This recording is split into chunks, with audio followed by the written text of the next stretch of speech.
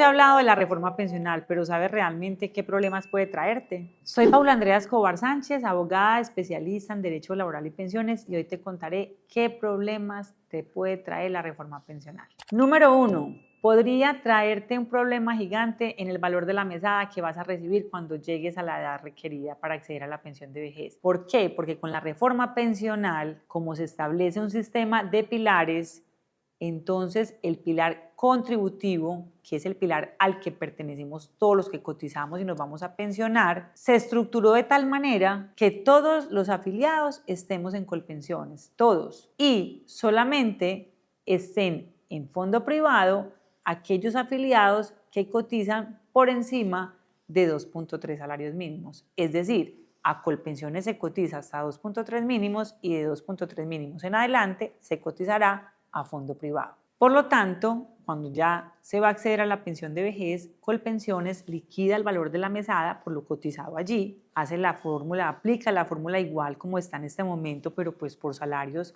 cotizados que allí va a ser hasta 2.3 mínimos, y el fondo también va a liquidar el valor de la mesada que corresponde por lo acumulado en capital. Se unen estos dos valores y arrojan un valor de mesada que la reconocerá Colpensiones. Esto es un cambio abrumador respecto de la forma de liquidar las pensiones en la actualidad. ¿Por qué? Porque quienes estamos en Colpensiones hoy podríamos disfrutar de una pensión más alta cuando lleguemos a la edad, porque actualmente para liquidar una mesada pensional se liquida el ingreso base de liquidación, es decir, los salarios cotizados en los últimos 10 años o en toda la vida laboral.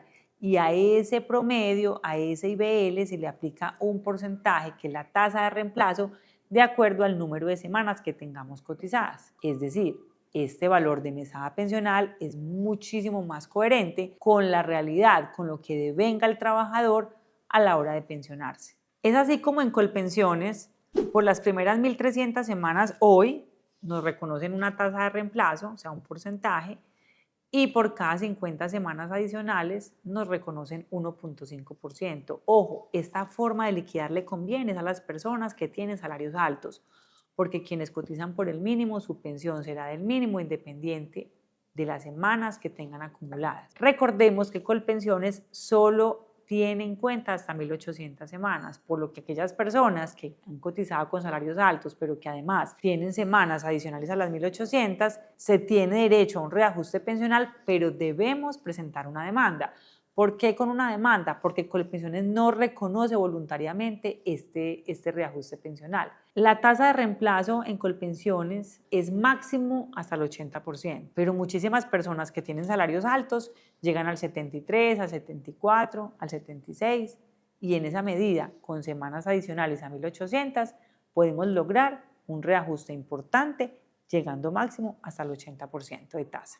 Segundo, te afectará la reforma pensional si pensabas reclamar indemnización sustitutiva de vejez o devolución de saldos y no estás en régimen de transición. Eso significa que las personas que no están en régimen de transición no podrán reclamar indemnización sustitutiva de vejez o devolución de saldos. Entonces, ¿cómo lograr quedar en régimen de transición? Recordemos que el régimen de transición es la posibilidad que tenemos de que no nos sea aplicada la reforma pensional. Y la norma establece concretamente unos requisitos en cuanto a semanas. ¿Qué dice la norma? Que debemos tener 750 semanas a 1 de julio de 2025 las mujeres y 900 semanas a esa misma fecha los hombres. Entonces, la reforma pensional en el pilar semicontributivo plantea que para las personas entre 300 y 1.000 semanas se reconocerá una renta vitalicia. ¿Qué significa eso? Les reitero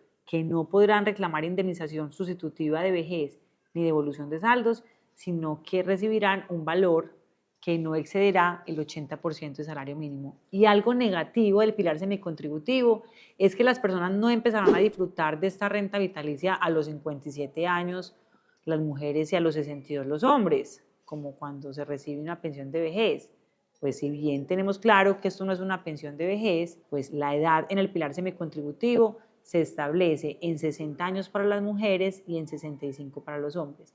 Es decir, que además de que no pueden reclamar ni la indemnización ni la devolución, deben esperar hasta los 60 años mujeres y hasta los 65 los hombres para empezar a disfrutar de la renta vitalicia. El tercer aspecto no tan bueno de la reforma, pues si bien parte de algo positivo que la reducción gradual de semanas para las mujeres y la reducción de semanas para las mujeres por hijos, también es cierto que al revisar la norma quedan desprotegidas las mujeres del régimen de ahorro individual. Es decir, en ambas normas la reducción de semanas se establece para el componente de prima media, es decir, que las mujeres que están en transición y quedan en el régimen de ahorro individual no se beneficiarán de la disminución de semanas por hijos establecida en esta reforma pensional. Y en la disminución gradual de semanas por año que se establece en la reforma a partir de enero del 2025 en 25 semanas por año hasta llegar a las 1000 en el 2036, como también hacen alusión al componente de prima media, entonces podríamos pensar que las afiliadas al régimen de ahorro individual con transición deberán esperar hasta el año 2026 para empezarse a beneficiar de la reducción de semanas, tal y como lo establece la sentencia de la Corte Constitucional. Antes de finalizar este video, quiero responder una pregunta y es la siguiente. María Elena nos consulta: mi hijo tiene 1.350 semanas cotizadas en Colpensiones, está desempleado. Tiene 48 años, sería un riesgo y le afectaría no seguir cotizando hasta cumplir el requisito de la edad. Gracias. A ella debemos contarle que al tener 1.350 semanas su hijo, pues ya tiene cubierto el riesgo de sobrevivientes, es decir, si fallece y tiene beneficiarios como esposa, compañera, hijos menores, mayores en situación de invalidez, etcétera, padres con dependencia económica, estos podrán acceder a la pensión de sobrevivientes porque él ya tiene las semanas necesarias para acceder a la pensión de vejez normal. También puede disfrutar de su pensión de vejez cuando llegue a la edad sin ningún inconveniente. El riesgo está en la pensión de invalidez, pues para pensión de invalidez nos exigen 50 semanas cotizadas en los 3 años anteriores a la fecha de estructuración y si no las tenemos, pues el fondo de pensiones va a negar.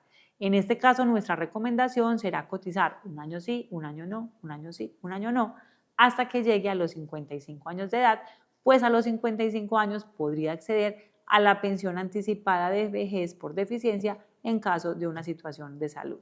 Pero ojo, es importante tener en cuenta que al no tener ingresos no se está obligado a hacer aportes. Solo se está obligado a hacer aportes cuando tenemos ingresos como empleados, como contratistas, como rentistas, etc. Pero si no tenemos ingresos, pues no estamos en la obligación. Sin embargo, pues es importante seguir cubriendo el riesgo de invalidez en las condiciones que les acabo de mencionar. Es tu futuro y no puedes quedarte con dudas. Contáctanos a nuestra línea de WhatsApp 310-665-8193. Síguenos en nuestras redes sociales como Es Tu Futuro Abogados en Instagram, Facebook y TikTok. Y además, suscríbete a nuestro canal de YouTube. Hasta luego.